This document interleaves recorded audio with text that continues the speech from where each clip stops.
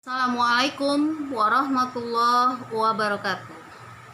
Selamat bertemu kembali dalam proses pembelajaran bahasa Indonesia di kelas 12.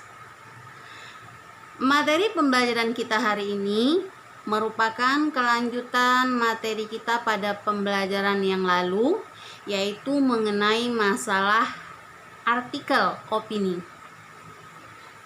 Anak Ibu, namun pada pertemuan kali ini khusus yang kita bahas dari artikel opini adalah menyusun opini dalam bentuk artikel. Pada penjelasan yang lalu, bahwa isi dari sebuah artikel itu adalah berupa opini dan fakta. Oleh sebab itu, untuk menyusun sebuah artikel opini, kita harus mempersiapkan opini terlebih dahulu. Nah, untuk lebih jelasnya, silahkan kamu perhatikan. Pada umumnya, artikel opini memuat 3 hal yang perlu kita pahami sebagai penulisnya.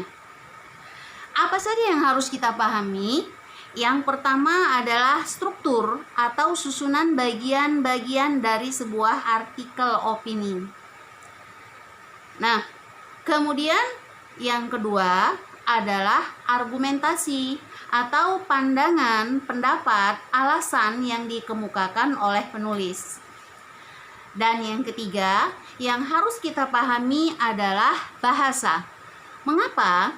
Karena yang namanya teks artikel opini selalu identik dengan penggunaan bahasa, bahkan tidak bisa terlepas sama sekali dari penggunaan bahasa. Anak Ibu, sebuah artikel akan diawali dengan pernyataan pendapat atau bahasa kerennya disebut dengan thesis statement.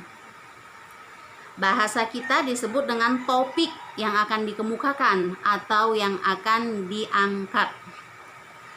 Selain itu, tesis tersebut harus dikembangkan melalui beberapa argumen atau pendapat terhadap sesuatu, baik dia itu fenomena, kemudian peristiwa atau kejadian-kejadian yang ada di lingkungan sekitarmu.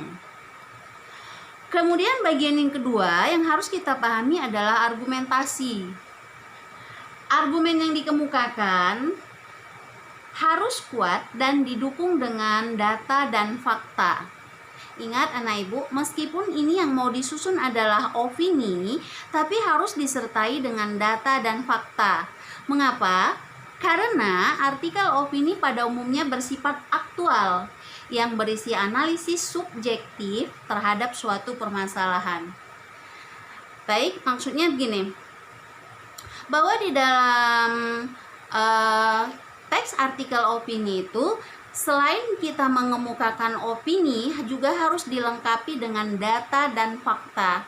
Tujuannya apa? Untuk memperkuat argumen, untuk menguatkan argumen. Karena katanya umumnya bersifat apa? Bersifat aktual. Masih ingat ya apa itu aktual ya?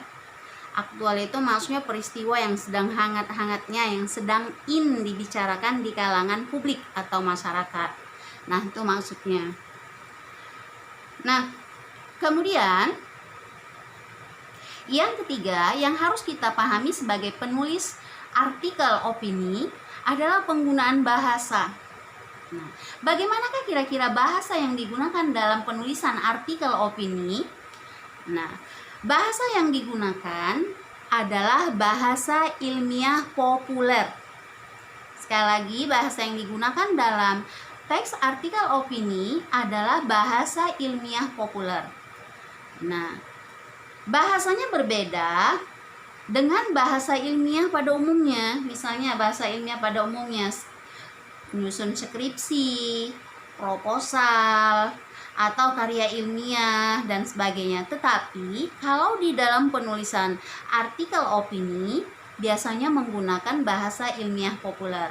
Maksudnya menggunakan bahasa ilmiah, tapi bahasa ilmiah yang seluruh masyarakat itu mengerti, yang sudah pop di kalangan seluruh lapisan masyarakat. tidak terbatas pada orang tertentu. Nah, itu maksudnya. Kemudian, kecenderungan pembaca teks opini adalah membaca tulisan yang nggak suka panjang-panjang. Pembaca biasanya tidak membutuhkan atau tidak senang dengan membaca tulisan yang panjang. Mereka lebih senang dengan hal yang mudah dibaca dan mudah dipahami. Nah, anak ibu, oleh karena itu, pada saat membuat opini, gunakanlah bahasa yang komunikatif, maksudnya bahasa yang mudah dipahami, tidak bertele-tele dan ringkas. Penyajiannya, gunakanlah kalimat yang efektif dan efisien. Maksudnya kalimat efektif, kalimat yang singkat dan menggunakan makna-makna yang umum, maksudnya makna yang mudah dipahami. Nah, itu maksudnya. Nah, berarti ada 3 hal yang perlu dipahami. Ya, selain tadi dia tesis, kemudian argumen, yang ketiga adalah bahasa. Baik, anak ibu. Adapun hal-hal yang perlu diperhatikan dalam menulis artikel opini, antara lain yang pertama, penulis harus memiliki pengetahuan terhadap bidang. Dalam artian di sini bidang tertentu. Misalnya kalau dia berbicara tentang masalah gempa bumi misalnya, berarti penulis harus tahu tentang masalah-masalah yang berhubungan dengan gempa. Mengapa terjadi gempa, akibatnya itu dia harus mengerti. Jadi jangan sampai tidak memahami bidang yang sedang diangkat topiknya atau sedang dibahas. Nah, itu. Kemudian yang kedua, penulis juga biasanya harus memberikan ide atau gagasan terhadap peristiwa atau topik yang diangkat. Dan yang ketiga, penulis juga harus memberikan argumen yang kuat. Biasanya argumen yang kuat itu harus disertai dengan alasan-alasan yang logis yang bisa diterima akal pemikiran pembaca. Nah, kemudian hal yang keempat yaitu tentang masalah teknik penulisan. Anak ibu, dalam penulisan artikel opini ada teknik-teknik yang perlu dipahami. Tekniknya berdasarkan apa? Harus sesuai tadi dengan strukturnya. Struktur artikel opini. Berarti tekniknya harus mengerti ya, harus bisa dikuasai. Dan hal yang kelima yang perlu diperhatikan adalah ini tadi dia, pengetahuan bahasa. Anak ibu, secara sekilas memang yang namanya menulis itu gampang dan mudah. Tetapi untuk mendapatkan artikel opini yang menarik dan diminati oleh pembaca, di sini penulis harus menuliskan artikel opini itu dengan bahasa yang tepat, bahasa yang sesuai. Tadi katanya menggunakan bahasa ilmiah populer. Populer itu maksudnya yang bisa dipahami oleh seluruh lapisan masyarakat, yang semua orang tahu maknanya. Oke. Kemudian hal yang keenam yang perlu diperhatikan adalah pengetahuan terhadap media sosial. Nah, anak ibu, sebagai orang yang hidup di era modern ini, sebagai seorang penulis artikel opini harus mengetahui media sosial. Misalnya, untuk mencari sumber tentang topik yang diangkat atau dibahas, kita bisa nanti membukanya melalui media sosial, misalnya melalui internet atau melalui hal yang lain gitu. Nah, jadi harus tahu. Misalnya penulisannya juga bisa menggunakan media sosial dan sebagainya. Jadi sedikit banyaknya penulis artikel opini harus mengetahui atau punya pengetahuan terhadap media sosial. Oke, nah ibu. Nah, yang perlu kita ketahui di sini tadi kita bicara masalah struktur artikel opini. Apa saja struktur atau bagian-bagian dari sebuah teks artikel opini? Antara lain yang pertama itu adalah pernyataan pendapat atau thesis statement katanya. Nah, ini biasa terdapat di bagian awal, di bagian pembuka kata lainnya, alinea pembuka. Biasanya dikemukakan di bagian awal di alinea pembuka, pernyataan pendapat, yaitu tentang apa itu? Topik yang akan dibahas. Kemudian bagian yang kedua adalah argumen. Argumen ini maksudnya merupakan pandangan atau pendapat dari penulis terhadap sesuatu yang ada di dalam topik yang dibahasnya. Jadi bagaimana pendapat atau pandangan dia? Biasanya di situ harus dikemukakan tadi alasan-alasan yang memang benar-benar logis dan benar-benar logika, sehingga dapat memperkuat argumen dan isi argumen tersebut bisa diterima oleh pembaca. Bagian yang terakhir dari struktur artikel opini merupakan pernyataan ulang atau pernyataan pendapat.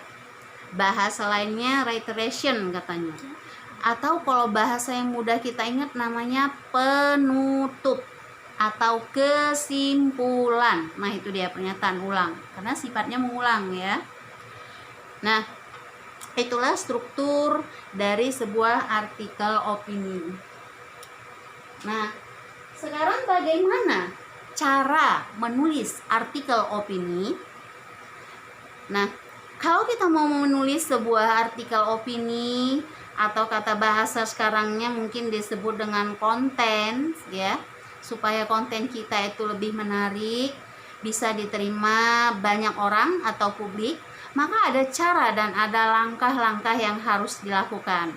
Misalnya, cara yang pertama katanya, tuliskan opini dengan hasrat yang kuat. Maksudnya tuliskan opini tentang apa topiknya, tetapi harus dengan keinginan yang memang benar-benar kuat dari diri kita bahwa topik itu memang baik untuk dijadikan sebagai artikel atau konten kata lainnya. Kemudian yang kedua, yakin. Anak Ibu, setelah kita mengetahui topik yang akan kita angkat sebagai artikel yang nantinya akan dipublikasikan melalui media, misalnya majalah dan surat kabar atau koran, kita harus yakin dengan argumen.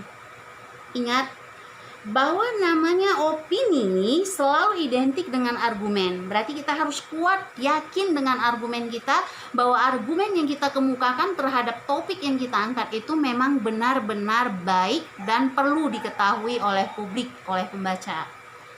Nah, kemudian yang ketiga, kemukakan argumen dengan bahasa yang logis. Maksudnya apa di sini?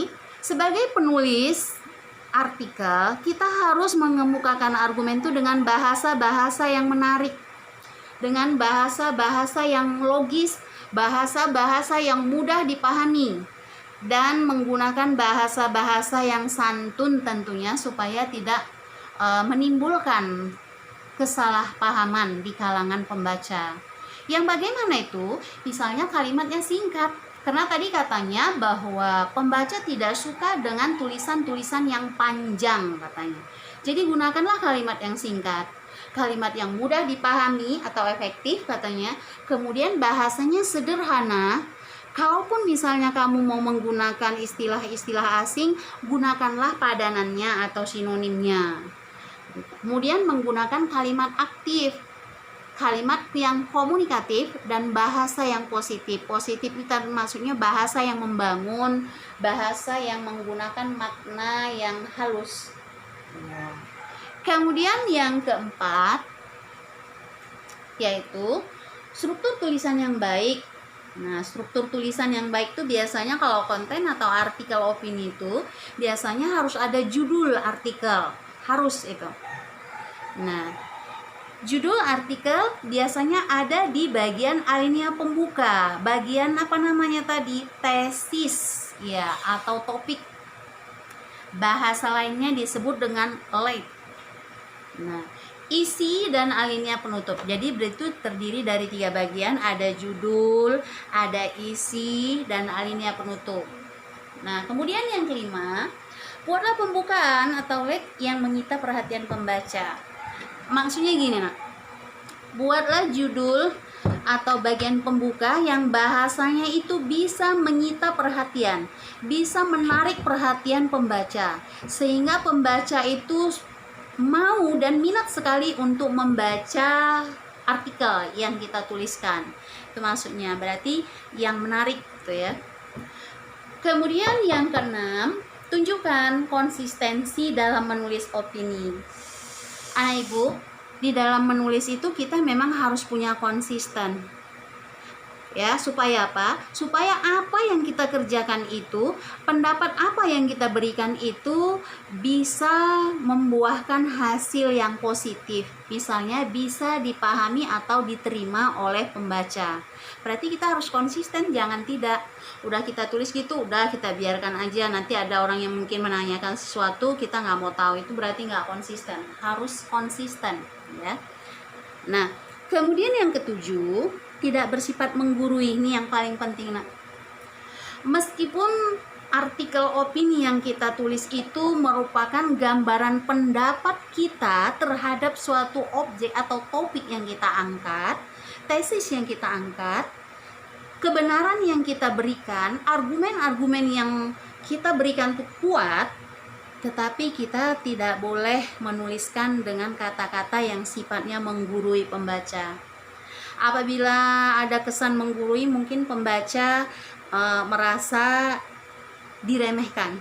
Jadi kita tidak boleh menganggap pembaca itu semuanya bodoh gitu. Itu tidak diperbolehkan. Jangan sekali-sekali mengungkapkan sesuatu itu seperti menggurui pembaca, bahwa kita yang lebih pintar, kita yang lebih mengerti terhadap topik yang kita bahas, kita yang pendapat kita yang paling baik. Itu tidak diperbolehkan. Kenapa? Tidak bersifat menggurui, katanya berarti tidak boleh kita menggurui pembaca. Kita hanya sekedar menyampaikan opini atau pendapat kita terhadap topik yang kita angkat. Nah, itu maksudnya. Nah, jadi untuk menuliskan sebuah artikel itu tadi caranya, itu tadi tipsnya. Ada berapa? Ada 7. Jadi harapan Ibu untuk menyusun opini dalam bentuk artikel, semua anak Ibu bisa lakukan. Apalagi di era modern ini yang namanya media sosial itu sudah terbuka luas untuk kamu untuk bisa menuliskan artikel yang menurut kamu itu baik, sehingga nanti apabila artikel kamu itu positif, baik, dan dimuat pada sebuah media, apakah media sosial atau media cetak atau media elektronik, itu merupakan suatu hal yang luar biasa. Kalau bahasa sekarangnya, kamu itu bisa membuat apa ya, konten-konten yang sifatnya positif, yang berfungsi, berguna, bermanfaat bagi publik atau bagi masyarakat membaca. Nah, demikian penjelasan dari Ibu. Mudah-mudahan penjelasan Ibu yang singkat ini bisa menambah wawasan kamu untuk menulis atau menyusun sebuah artikel opini. Nah, oke, nah Ibu, dalam penjelasan Ibu mungkin tidak ada kesempurnaan, jadi nanti kalau ada permasalahan silakan kamu hubungi, kamu tanyakan ke Ibu melalui WA. Demikian penjelasan dari Ibu. Terima kasih atas segala perhatian kamu. Akhir kata, billahi taufik wal hidayah. Assalamualaikum warahmatullahi wabarakatuh.